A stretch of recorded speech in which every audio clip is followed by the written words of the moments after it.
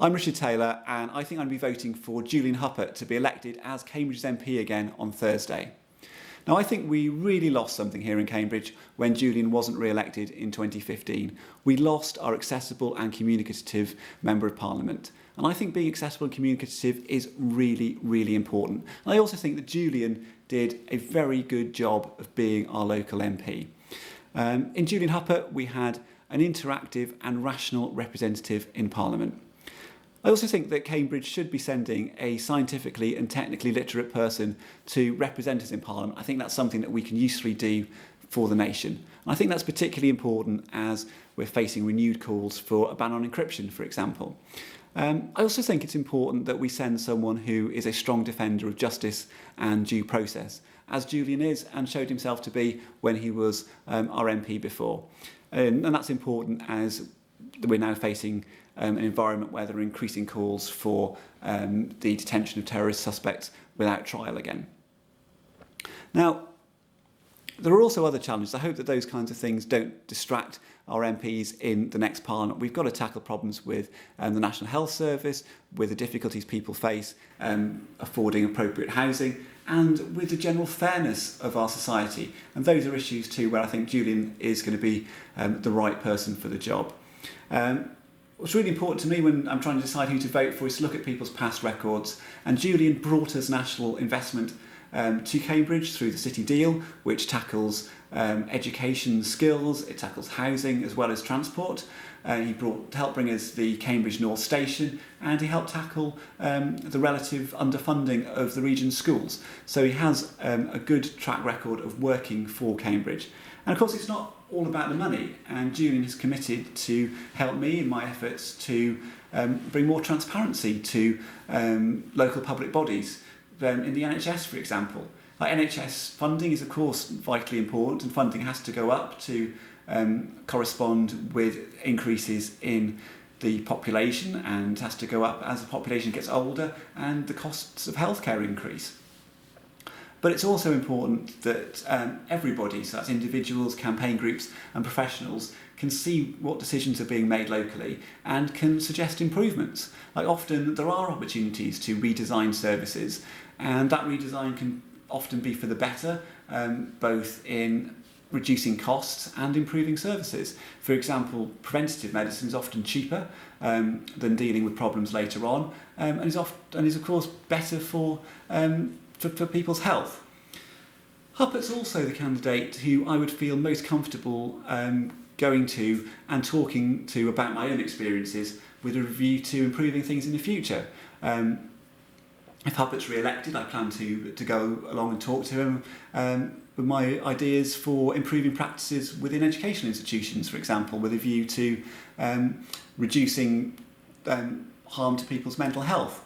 I also want to go and talk to him about access to professions in this country, which I think currently is an area where we lack fairness.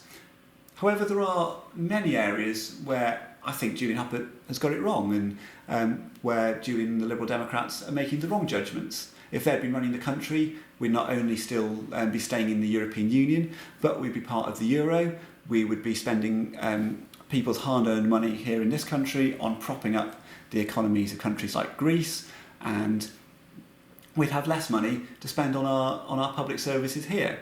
So, and I also have been disappointed with Julian's stance even on tuition fees, something which he said that he has been campaigning on throughout his adult life. But when he actually ended up as an MP in Parliament, I don't think he was particularly strong. He wasn't making particularly strong cases against tuition fees because he's a politician, he's a party politician, and his party had joined in coalition with the Conservatives, which I think perhaps quelled him from speaking out. And again, running up to this election, the Liberal Democrats aren't promising to remove tuition fees, and Julian, I feel, has weakened his own stance on that important matter as we go into this election. Now, I think that we in Cambridge would actually be better off with an independent MP, so that we get to see decisions being made and debates happening in Parliament rather than between party leaders behind closed doors. But we are very lucky here, I think. We've got some excellent quality candidates. I actually think that any one of our candidates is better than your average MP. So we have a good choice before us here. Now, when it comes to deciding who I want to be running the country, something which is really important to me is the economy. The state of the economy matters because we don't have a strong economy, and we can't buy the things we need from abroad. We can't buy drugs, we can't buy electronics, and it becomes harder to provide the kind of health services and public services which we want to be providing within the country. So that naturally does lead me to the Conservatives, and I think that the Conservatives do offer the best bet when it comes to reducing the deficit and reducing debt. However, I've not been impressed by the local candidate who's only recently emerged here in Cambridge. I have put some questions to him on tuition fees where I didn't get a clear answer, and on press regulation where his views were apparently at odds with those in the Conservative manifesto, and I wanted clarity on what he would offer, and I've not had an answer to that either. I've also read a lot of the things that the candidate has written as a Christian about family values, and I'm concerned that he hasn't actually come to a conclusion, perhaps because he fears that what he would say and what he would conclude would be politically incorrect. So I'm not very impressed with the option of the Conservatives. I actually think in Cambridge, with the right candidate, we might well put someone in Parliament with Conservative views and who wants to, or who has a strong prospect for the economy. I think that person may emerge in the future.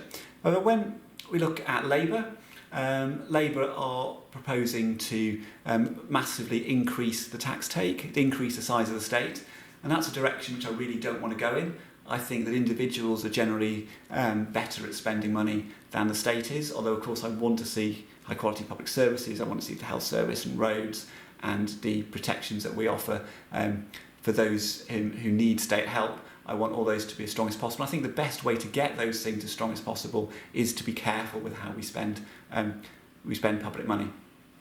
Labour might say that all they're offering is costed and it's in balance, but in fact it's not. There are omissions from their costings, particularly things, for example, like renationalising the utilities, hugely expensive, not costed by Labour, and the analysis that's been done on the Labour proposals is that it would be a massive increase in the tax take. And I just don't believe that you can effectively increase the tax take without impacting everybody.